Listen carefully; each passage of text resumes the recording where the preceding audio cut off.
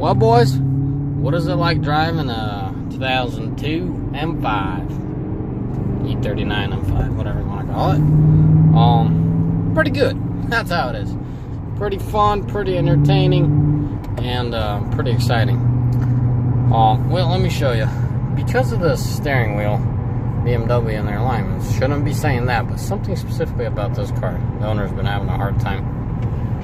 But at this point, we know what needs to get done, so we'll have to fix this. But that light has to be on.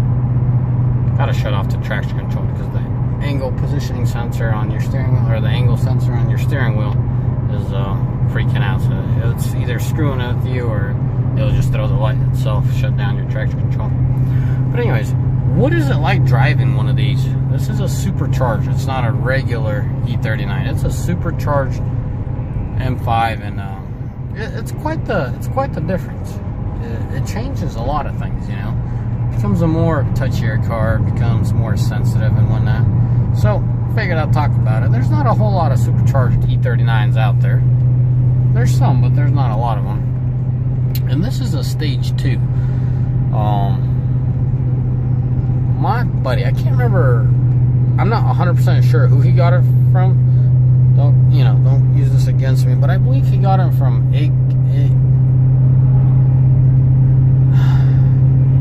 ARK Auto Works or something like that. I believe that's the name. He got the last intercooler the guy, owner or some manager had on the shelf. It wasn't even for sale. He just came across them randomly and he was willing to sell it. It was the intercooler part. Seems like those are hard to find. I don't think I'll be able to find a picture of them. My buddy showed me what it looks like. It goes in the plenum, and pretty cool little deal they got going on there. And obviously has a heat exchanger up front, fans, coolant pump because it's a separated system. But anywho, so it's quite the work. It's quite the extra effort to make it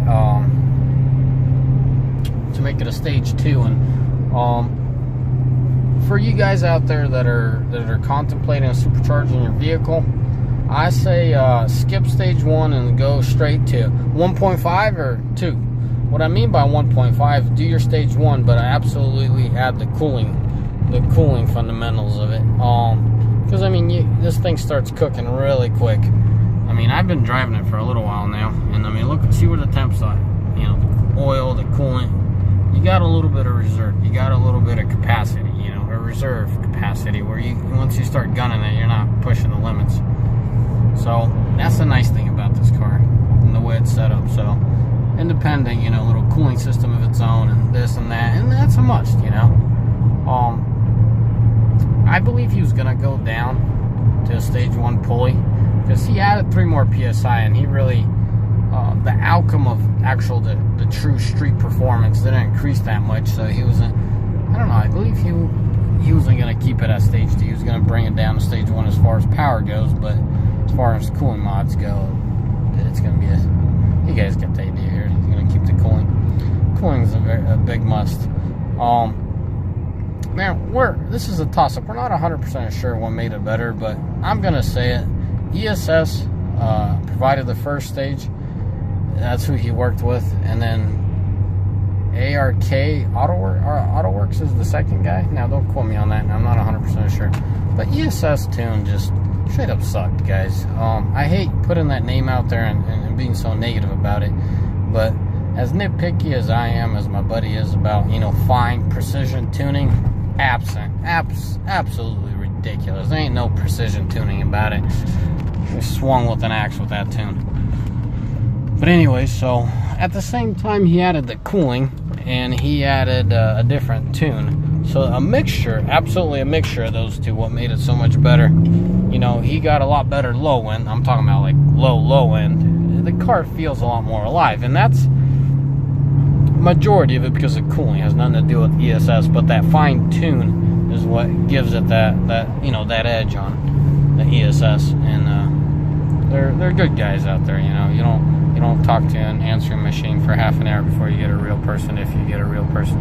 The Auto Works place, they're solid people. At least that's the experience of my buddy. But as far as my experience with their tunes, a lot more, much better tune on it. Something's wrong with the tire, so I gotta check it out. But anyways, guys, so I just wanted to share my opinion. There's not a whole lot of, you know, guys out there like us that are willing to share their experience with these supercharged kits and whatnot. I'll go ahead and throw a little clip of under the hood, how it looks, how it runs, how it all came down, and yeah. So you guys out there that are contemplating, you can, you know, see it for yourself. All right. I was gonna wrap it up, but I'd like to answer a couple more questions. I mean, a couple more possible questions that I can see someone asking. As far as drivability, it becomes more sensitive, but if you're a solid driver, you'll adapt to it fairly quick. There ain't no problem with that at all. As far as gas mileage, I know one's not supposed to be caring about gas mileage, but just so you know where it stands, you know. It really doesn't change a whole lot. And I'm talking about day-to-day driving, you know, just cruising around, nothing. Not mobbing, obviously. Once you start mobbing with supercharger, you get a lot worse gas mileage. So, just casually driving, your gas mileage is not really going to go too far up or too far down, from our experience with this car. But anyways, guys, I think that's about it. You know, drivability is the biggest issue one would have tuning in their car. So, thumbs up on drivability, at least the way this thing's set up. So yeah, as always, have a mighty fine day. Ciao. Well, boys, here we are, under the hood. Remember I was talking to you about that intercooler? So you got your little reservoir here. You got this hose running, and then you got this other hose, this bad boy hose. So I believe this is the hot, and this is the cold, so to say. And it runs back there, right into the intercooler. I don't know if you can see it. Well, not really. It goes into it right there. See how it goes into the plenum? There's one, and there's the other one back out behind hiding. So, might as well just show you around how some of these things are hooked up. And see that once again, that's the plenum. There's the dump valve. All this stuff. Man, this thing was a booger. As you can tell, it is a booger. See, it fell off. Always find this thing. We gotta change it out.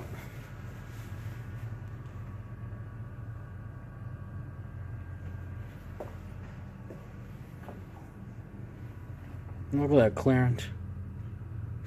Talk about precision. Kit's not bad at all, actually.